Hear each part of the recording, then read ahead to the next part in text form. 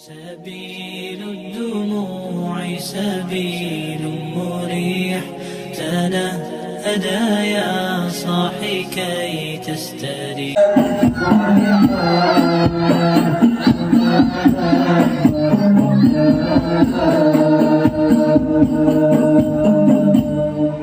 Dianjurkan setiap hari minimal kita membaca istighfar. Wallahi inni la astaghfirullah kulla yawm 70 marrah wa fi riwayah 100 marrah atau kama qala atau makna hadis. Nabi Muhammad bersabda, demi Allah, setiap hari aku memohon ampun kepada Allah 70, dalam riwayat yang lain 100 kali, lebih baik. Sekelas Nabi, manusia paripurna yang tidak ada kekurangan sedikit pun, manusia sempurna, tidak ada aib sedikit pun. Bentuk ketawadhuan beliau kepada Tuhannya Rabbul Izzah. Setiap malam beliau bersujud kepada Allah, setiap malam beliau memohon kepada Allah, setiap malam beliau menangis kepada Allah. Sehingga dalam riwayat Sayyidatuna Aisyah itu bimbang. Pada satu kesempatan Nabi Muhammad yang sujudnya begitu lama, kemudian Sayyidatuna Aisyah melihat sang suami yang sedang sujud begitu lama, timbul kekhawatiran dan kecemasan. Maka beliau mengambil satu alat yang kecil, yang ukurannya panjang, yang tipis, yang sekiranya dapat memberikan kode ataupun isyarat. Karena kekhawatiran Sayyidatuna Aisyah ini sangat luar biasa. Di saat sujud yang begitu lama, ditunggu beberapa saat, Nabi Muhammad tak kunjung bangun dari sujudnya. Kemudian beliau mengambil satu batang, ya, daripada alat kecil atau ya batang kurma. Beliau ambil dan beliau angkat jari Nabi Muhammad yang sedang sujud. Diangkat, bergerak itu jari, pertanda Nabi Muhammad dalam keadaan sehat walafiat. Bangun dari sujud, mengucapkan salam pertama dan salam kedua. Setelah Rasulullah berdoa, kemudian Sayyidatuna Aisyah berkata, wahai Rasulullah, apa yang engkau lakukan? Qad ghafarallahu ma taqaddama wa ma ta'akhkhara min dzambik. Bukankah sungguh Allah telah mengampunkan, memaafkan kesalahanmu yang sekarang maupun yang akan datang? Artinya dirimu wahai paduka, dirimu wahai Nabi, tidak memiliki kekurangan. Kau lahir dalam keadaan tidak membawa celah dan cacat. Bahkan kau adalah manusia yang memberikan keselamatan bagi kami. Timbul pertanyaan dari Sayyidatuna Aisyah, kenapa Anda melakukan hal yang demikian? Dan aku melihat matamu penuh dengan air mata, wahai Rasulullah. Apa yang kau harapkan? Apa yang kau pinta, yang kau mohon kepada Allah Subhanahu wa ta'ala? Kemudian Nabi Muhammad tersenyum dan menjawab dengan kalimat, afala akuna abdan syakura. Apakah aku enggak boleh menjadi hamba yang bersyukur? Ya Aisyah, hal surirti, kata beliau, apakah engkau ini senang apabila aku ini setiap malam mendoakanmu, meminta ampun atas kesalahanmu dan dosamu? Apakah engkau senang, wahai Aisyah? Hal surirti. Maka kata Sayyidatuna Aisyah, ya Rasulullah, siapa yang tidak senang? Aku adalah orang yang dekat denganmu, termasuk bagian di dalam hatimu. Bahkan aku setiap malam mendapatkan doa darimu.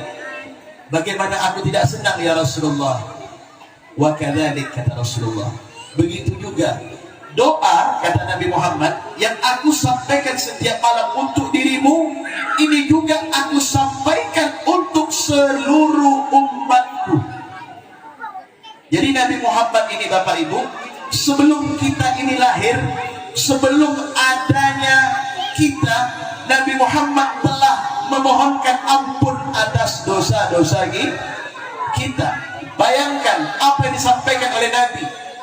Setiap malam Jumat yang amal ibadah kita dipertontonkan, kehadiran Allah dipertunjukkan, kehadiran Allah bahkan dilihatkan Rasulullah sallallahu alaihi wasallam, Nabi Muhammad berucap, tu'radu a'malakum fi lailatul jum'ah, in wajadtu khairan hamidullah wa in wajadtu syarran istaghfartullah. Amal-amal kalian, baik yang soleh maupun yang toleh, baik yang baik ataupun yang jelek, itu diperlihatkan kepadaku, kata Nabi Muhammad. Jika in wajadtu, jika aku telah menemukan khairan min amali ummati, daripada amal umatku, hamidullah, aku memuji kepada Allah dan terima kasih atas nikmat dan taufik serta hidayah sehingga mereka bisa berbuat baik di dalam kehidupannya. Wa in wajadtu syarran, dan jika aku mendapati amal kalian dalam keadaan buruk, kata Nabi, apa kata Rasulullah? Istaghfarullah, aku memohonkan ampun atas dosa-dosa kalian. Kira-kira saya mau tanya, Nabi Muhammad peduli apa tidak kepada kita? Rasulullah baik apa tidak kepada kita? Makanya jangan pernah diragukan kebaikan kita punya Nabi. Bahkan kebaikan Nabi Muhammad terhadap umatnya melebihi kebaikan orang tua kita terhadap kita, Pak. Makanya kita ini semuanya tidak akan pernah lepas dari pintu Rasulullah. Al-Habib Ali bin Muhammad Al-Habsyi mengatakan, anta babullah wa kullu man ata bi ghairika la yadkhulu. Engkau ya Muhammad adalah pintu rahmatnya Allah. Penyebab kita bisa hadir ke tempat ini karena Nabi Muhammad. Kita bisa sholawat karena Nabi Muhammad. Berkumpulnya kita malam hari ini bersama para ulama, umara, bersama orang-orang saleh, itu karena Nabi Muhammad. Bukan karena kehebatan kita, bukan karena kita ini orang yang baik.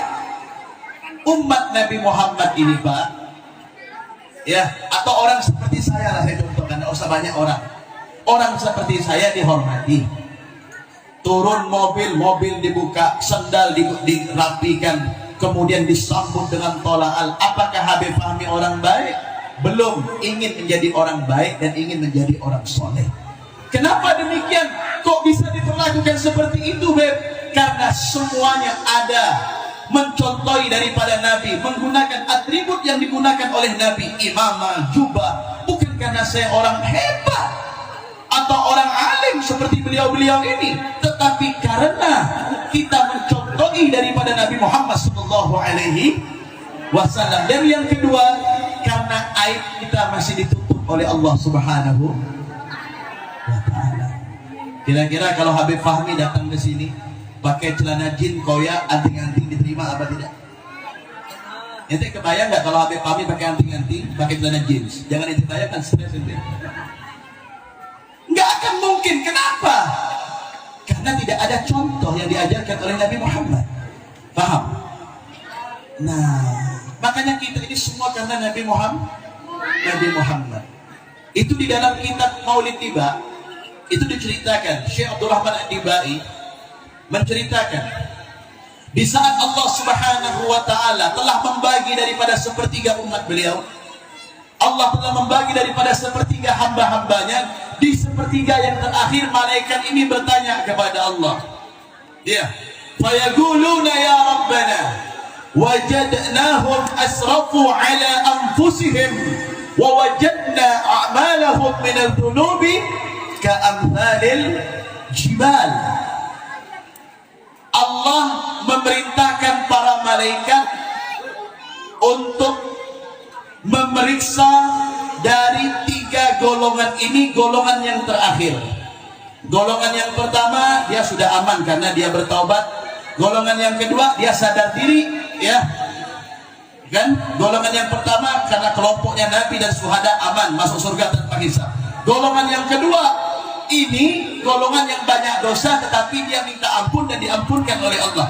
Dan yang golongan yang ketiga membuat malaikat ini mutahayyir, bingung malaikat, sehingga malaikat bertanya, fayaquluna ya Rabbana wajadnahum asrafu ala anfusihim. Ya Allah, aku mendapati golongan yang ketiga ini kelewatan batas. Ini golongan yang ketiga kelewatan batas. Dosanya ini bumi udah nggak mampu untuk menampungnya, sampai-sampai menyentuh kepada langit-langit dinding. Itu sirah mubalaghahnya, itu artinya sampai menyentuh kepada langit dinding. Artinya ini orang betul-betul berdosa. Dia tidak berbuat dosa di saat ingin tidur saja. Kalau udah ngantuk tidak berbuat dosa. Melek mata buat dosa. Asrafuna ala anfusihim wa wajadna a'malahum minal dhunub ka'amsalil jibal. Aku mendapatkan amalnya daripada dosanya lebih tinggi dosanya daripada amal baiknya. Ini kaif ya Rabb, bagaimana ya Rabb? Ya, apa kata Allah? Apa kata Allah Subhanahu wa taala? Coba kau cek lagi wahai malaikat, ada tidak satu titik dari kebaikan yang ia lakukan? Malaikat mengatakan, maujud ya Rabb, ada. Ghaira annahum yashhadu an la ilaha illallah wa ashhadu anna Muhammadar. Hanya saja selama dia hidup sampai saat ini, hanya sekali saja dia pernah bersyahadat, itu pun mau nikah dibimbing oleh KUA. Setelah itu tidak pernah syahadat lagi. Artinya kalau orang udah tidak pernah syahadat lagi, berarti dia nggak pernah nggak pernah ibadah sudah. Tidak ada kebaikan, hanya pernah syahadat saja. Mau tahu kebaikan Allah kepada kita nih, kepada hambanya? Apa kata Allah? Humul qawm la yashqa bihim jalisuhum. Apakah mereka umat Nabi Muhammad? Mereka umat Nabi Muhammad. Maka ampunkan, adkhiluhumul jannah birahmati. Masukkan mereka ke dalam surgaku karena rahmat dan kasih sayangku. Coba kita lihat rahmat dan kasih sayang yang Allah berikan bisa babi Muhammad, karena sebab Nabi Muhammad sallallahu alaihi wasallam. Bukan karena kita ini orang yang banyak amal, yang banyak tahajud, yang rajin baca Quran, yang rajin sedekah, bukan. Belum tentu itu semua diterima oleh Allah Subhanahu wa taala. Kita semua ini Bapak Ibu ya menjadi seperti ini karena Nabi Muhammad. Nah, oleh karena itu di antara kebaikan-kebaikan yang dilakukan oleh Nabi Muhammad semasa hidupnya, coba kita buka di dalam riwayat Al-Imam Baihaqi. Rasulullah itu setiap tahun berziarah ke makam Uhud, Pak. Mungkin ya yang pernah umroh, pernah haji, tahu yang namanya Bukit Uhud. Di situ banyak para syuhada, di antaranya paman beliau Sayyidina Hamzah radhiyallahu anhu wa ardhah. Setiap tahun itu Nabi Muhammad berziarah, sehingga ungkapan kalimat yang Nabi sampaikan setiap berziarah ke makam para syuhada Uhud, yang beliau selalu mengatakan salamun alaikum bima salamun alaikum, ucapan keselamatan atas kalian wahai penduduk kubur. Fa ni'mal uqbad dar, maka kalian telah mendapatkan kenikmatan tempat yang paling indah pada saat ini. Nah, ucapan Nabi tersebut diabadikan oleh Allah dalam Al-Quran dalam surah Ar-Ra'd. Artinya apa? Nabi Muhammad setiap tahun memperingati haul. Memperingati haul. Haul siapa? Haul sahabat Uhud. Beliau berziarah, mendoakan, mengirimkan daripada Fatihah dan yang lain sebagainya. Itu yang pertama. Setelah Nabi Muhammad wafat, maka dilanjutkan di dalam hadis, di dalam Syarah Ihya juz yang ke-10, itu disebutkan bahwasanya Nabi Muhammad sallallahu alaihi wasallam ya memberikan amanah kepada para sahabatnya. Di antaranya siapa? Sayyidina Abu Bakar As-Siddiq, Sayyidina Umar Ibn Khattab, bahkan Sayyidah Tuna Fatimah Zahra, kemudian Sa'ad bin Abi Waqqas yang meneruskan estafet. Setiap tahun mereka berziarah, mengunjungi daripada sahabat-sahabat Nabi yang telah wafat, yang telah gugur di medan Uhud. Maka malam hari ini kita meneruskan daripada amaliyah Nabi Muhammad sallallahu alaihi wasallam. Kita melaksanakan haul 1000 hari daripada almarhum Bapak Haji Muslim bin Jamaluddin dan juga almarhum Kiai Kurdi bin Miski, dan juga daripada almarhumah Admina binti Rangkos, almarhumah Haja Fatimah binti Haji Muslim, dan almarhum Khairul Anam. Peringatan haul untuk mereka ini, tentunya orang-orang yang diholi pada malam hari ini adalah orang-orang yang memiliki kemuliaan di masa-masa hidup mereka. Maka iktibar apa yang bisa kita ambil? Di antara iktibar khususnya bagi tuan rumah, bagi anak atau cucu atau menantu, terlebih-lebih keluarganya, bagaimana Rasulullah SAW mengatakan, idza matal insan. Ini hadis Muslim. Kalau hadis yang lain, idza mata ibnu Adam, sama makna, hanya beda riwayat saja. Idza matal insan inqa'a amaluhu illa min thalath, shadaqatin jariyatin aw ilmin yuntafa'u bih aw waladun salihin yad'u lah. Ini malam yang kita holi adalah orang yang paling kaya nih, sahibul hol ini. Kenapa? Bukan kaya dengan harta, tetapi kaya dengan doa.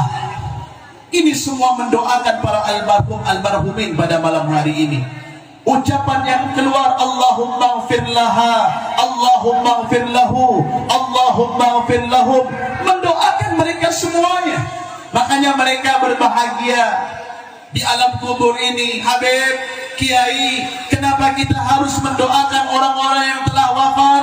Tadi sudah disinggung oleh Kiai Miftah bahwasanya di dalam kitab Nasaihul Ibad, Al-Imam An-Nawawi mengatakan orang-orang yang telah wafat itu kal gharikil mutaghawwid, seperti orang yang tenggelam, yang tajiru da'watan min abin, mereka menunggu dakwah ataupun doa daripada keluarga, aba, umi, saudara dan sahabat-sahabatnya. Fa idza lahiqathu, apabila doa itu telah mereka terima, wa huwa ahsanu afdalu minad dunya wa ma fiha, maka itu lebih berharga bagi mereka daripada seisi dunia. Jadi yang diperlukan, yang dibutuhkan orang-orang yang telah wafat adalah doa, karena doalah sebagai penyelamat bagi mereka. Makanya kita kalangan ahlus sunnah wal jamaah, ya, terutama an-nahdiyin, kita ini kan orang-orang nahdiyin, ya, artinya apa? Tidak akan pernah meninggalkan amalan-amalan para ulama kita, terutama amalan daripada Hadratus Syekh Mbah Kiai Haji Hasim Asy'ari. Di antaranya apa? Malam Jumatan kita Yasinan ditambah surah Kahfi. Kalau ada orang yang meninggal, kita bacakan Yasin di depan mayatnya, betul? Bacakan tahlil, kemudian kita bacakan talqin kalau sudah dikuburkan. Malamnya kita tahlilan. Ada yang mengambil 3 hari, 7 hari, dan seterusnya. Itu semuanya amalan-amalan yang tidak ada lain untuk mengingatkan kita kepada malam hari ini. Almarhum almarhumah daripada 1000 harinya, mereka sedang berbahagia, bahagia dengan doa. Tinggal kita yang hidup nih Pak, tinggal saya nih, berpanjenengan yang masih hidup ini. Karena apa? Karena kita masih ada urusan kepada Allah Subhanahu. Jangan kita merasa aman tretan hidup di dunia ini. Jangan kita merasa aman. Oh aman, saya punya ilmu. Betul, kalau ilmu tidak kau amalkan, kau dalam keadaan tidak aman. Oh saya aman, saya punya jabatan dan pangkat serta kedudukan. Betul, kalau pangkat dan kedudukanmu serta jabatanmu kau gunakan dalam hal yang diridhoi oleh Allah, baru aman. Selain daripada itu, kau di dalam pertanggungjawaban di hadapan Allah. Oh saya aman, saya bisa jadi orang kaya, punya mobil mewah, punya rumah mewah, istri lebih dari 4 misal. Jangan merasa aman sampean. Ya, kalau kekayaanmu tidak engkau berikan kepada orang-orang yang memerlukan. Lantas yang aman siapa, Beb? Orang-orang yang aman siapa, Beb? Orang yang selalu bermuhasabah kepada diri. Kalau dia orang alim, dia harus mengamalkan ilmunya. Kalau dia orang yang berpangkat dan memiliki jabatan, dia harus pandai-pandai menggunakan pangkat dan jabatannya. Kalau dia orang yang kaya, dia harus sakho, harus rajin. Karena kita hidup di dunia ini bukan tempat untuk menetap.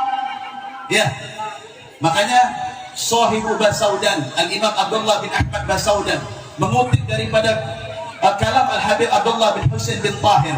Apa yang beliau sampaikan? Wa mahi dunya laisa lil maqar wa mahi lil mafar. Fafkir wa an'im fin nadar wa la takun kas-sa'imah. Thumma idza mutta'atuk wa ghassaluk wa kaffanuk wa sayy'uk wa alhaduk wa sintajifa ghama. Apa kata Al-Imam Abdullah bin Ahmad Basaudan yang sering dibaca hadrah Basaudannya di setiap hari Selasa sore di pesantren-pesantren? Beliau mengatakan, wa mahid dunya laisa lil maqar. Dunia ini bukan tempat untuk menetap. Saya mau nanya semuanya, hadirin wal hadirat. Bu, kira-kira kita hidup di dunia ini ribuan tahun apa sementara? Sementara. Tidak akan berlangsung lama. Seandainya kita temukan, kita dapatkan ada hamba Allah yang umurnya 100 tahun lebih, pasti ada kenikmatan yang telah Allah cabut. Maka saya teringat dengan pamandah kami Al-Habib Yusuf Al-Ghadri yang dikenal dengan Habib Yusuf Buncit, pamandah daripada istri saya. Beliau mengatakan, apabila rambut sudah mulai bercampur, mata sudah mulai kabur, ya, gigi sudah mulai gugur, urat sudah mulai kendor, jalan sudah mulai simpang siur, tak lama masuk kubur. Itu kata beliau dulu di masa hidupnya. Beliau pernah ngomong, ya, omongan beliau itu masuk akal, logis, Pak. Banyak orang yang umurnya mungkin malam hari ini lebih dari 90 atau paslah 90, tetapi kenikmatan sudah mulai dicabut. Betul apa tidak? Itu baru kenikmatan yang sifatnya jasmani, Pak. Yang kita khawatirkan kenikmatan rohaninya kita yang dicabut. Artinya kenikmatan merasa dekatnya kita kepada Allah sudah mulai rapuh, sudah mulai kendor. Ini yang berbahaya. Kalau mata kita kenikmatannya dicabut, kita bisa menggunakan alat kacamata. Kalau telinga kita kurang mendengar, kita bisa pakai alat. Kalau kaki kita kurang pas, kita bisa pakai tongkat. Betul apa tidak? Tapi kalau kenikmatan iman, kenikmatan, kelezatan ibadah kita, pengabdian dan ketaatan kita dicabut oleh Allah Subhanahu wa taala, mau kemana kita akan mencari kenikmatan kecuali hanya kepada Allah, Tuhan kita Rabbul Izzah. Maka yang kita harapkan apa? Adalah kita minta kenikmatan. Al-Habib Abdullah Al-Haddad beliau mengatakan, alhamdulillah ala kulli hal. Beliau mengatakan, ya Allah, terima kasih atas setiap keadaan. Keadaan yang bagaimana? Keadaan yang mana beliau itu di masa umurnya yang telah lanjut, beliau masih nikmat untuk beribadah kepada Allah Subhanahu wa ta'ala. Paham? Jadi ini penting, kaulah. Ini penting kita semuanya untuk betul-betul menjadikan diri kita harus lebih nikmat di dalam kita, ya, hidup di dunia ini, mencari kenikmatan rohaniah kepada Allah Subhanahu wa ta'ala. Tinggal kita nih, Pak, Ibu, ya, Pak, Bu, tinggal kita semua ini yang akan menyusul almarhumah yang kita hauli malam hari ini. Sekarang pertanyaan Habib, apakah kita tahu yang akan berlaku untuk diri kita nanti 1 jam atau pekan depan atau bulan depan atau tahun depan? Apakah kita tahu? Tidak ada yang tahu.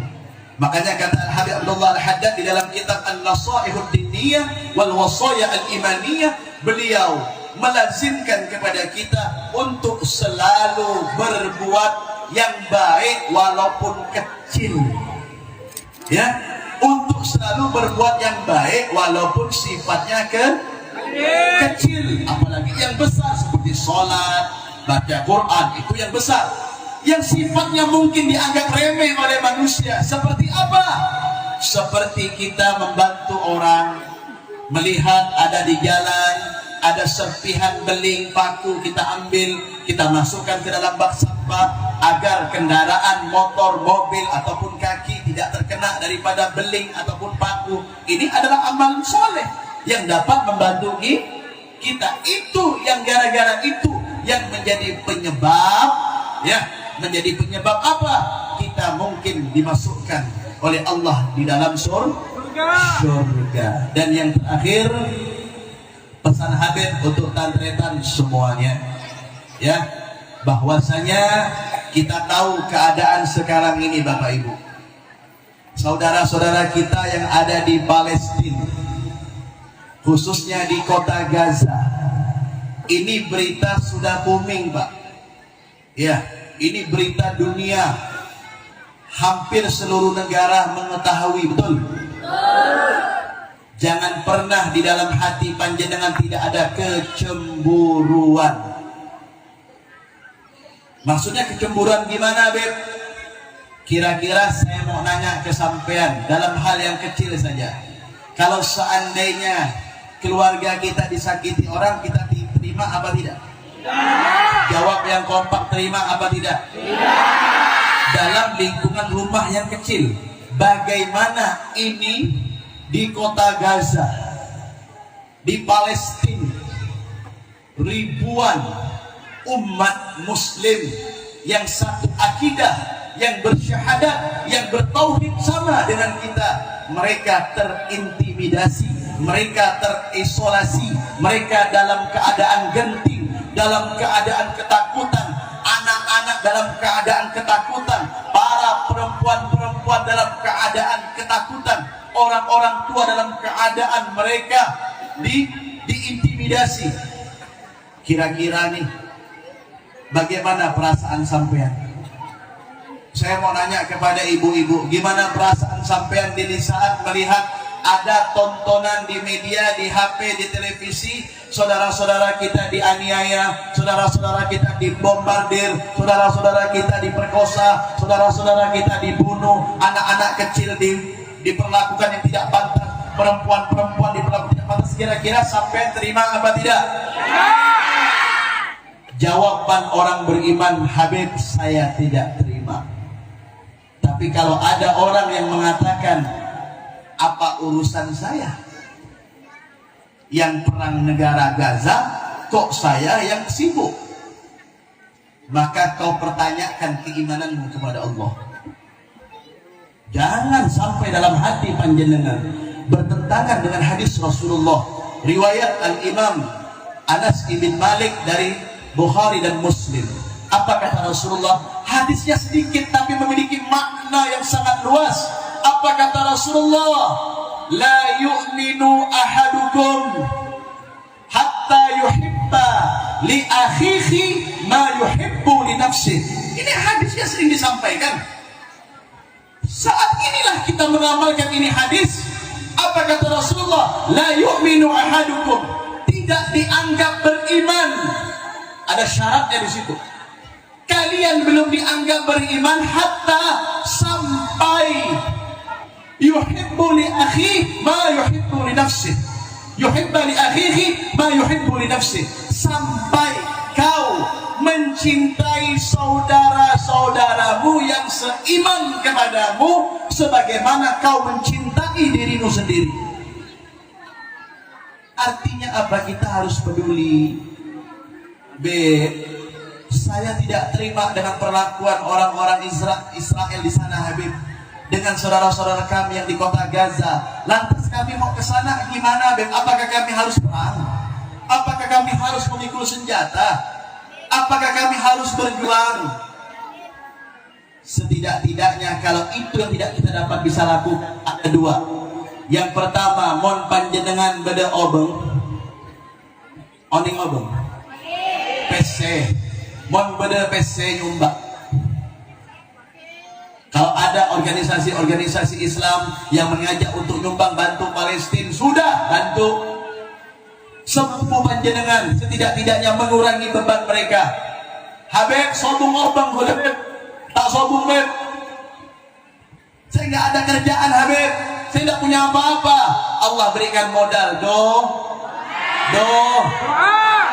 Doa silahul mu'min. Doa adalah senjatanya orang. Doa itu adalah senjata kita untuk mengirimkan. Senjatanya berupa kirimkan doa. Makanya setiap hari Jumat kalau bisa khotib baca kunut nazilah, ya. Setiap sholat subuh kita baca kunut, tambah kunut nazilah. Untuk apa? Keselamatan saudara-saudara kita. Insya Allah dari mulut-mulut kita, dari lidah-lidah kita yang ikhlas, mungkin ini menjadi penyebab saudara-saudara kita diringankan bebannya yang ada di kota Gaza. Ingat tadi pesan Habib, jangan sampai di hati panjenengan tidak ada kecemburuan, al-ghayyur, kepada sesuatu yang tidak baik. Harus ada, ya, harus ada. Jangan pernah panjenengan mengatakan, oh itu bukan negara saya, oh itu bukan saudara saya. Keliru. Berarti kita tidak sesuai dengan apa yang disampaikan oleh Nabi tadi dalam hadis tersebut. Ya, mudah-mudahan panjenengan sehat walafiat, mudah-mudahan barokah, dan insya Allah yang dihauli Allah jadikan rumahnya, kuburannya raudhah min riyadil jannah. Dan mudah-mudahan Allah menjadikan perkumpulan pada malam hari ini perkumpulan yang diridhoi oleh Allah Subhanahu wa ta'ala. Kita doakan para kiai-kiai kita, Kiai Haji Miftah, kita doakan sehat walafiat, barokah, dan juga Kiai Abdul Salam dan para kiai-kiai yang lainnya sehat walafiat semuanya. Hajat-hajat mereka dikabulkan oleh Allah. Para orang-orang tua kita dipanjangkan umurnya oleh Allah Subhanahu wa ta'ala. Dan semua yang hadir, para munsyidun, insyaallah Habib doakan mudah-mudahan cepat dapat jodoh. Yang belum nikah cepat dapat jodoh. Yang sudah nikah mudah-mudahan rumah tangganya mawaddah warahmah wasakinah. Mau urusan nambah, urusan masing-masing, jangan tanya Habib. Dan semuanya ibu-ibu Allah kabulkan, mudah-mudahan jadi wanita-wanita soleha, wanita-wanita yang sayang dengan suaminya, wanita-wanita yang taat kepada perintah Allah dan Rasulnya. Bapak-bapak mudah-mudahan menjadi pemimpin dan imam di dalam rumah tangganya, mengamalkan daripada akhlak Nabi Muhammad yang selalu berbuat baik kepada istri dan keluarganya. Amin ya Rabbal. Itu saja yang dapat saya sampaikan. Mudah-mudahan menjadi keberkatan dan keberkahan untuk kita semuanya. Amin ya Rabbal. Amin ya Rabbal alamin. Hadanallahu wa iyyakum. Assalamualaikum warahmatullahi wabarakatuh.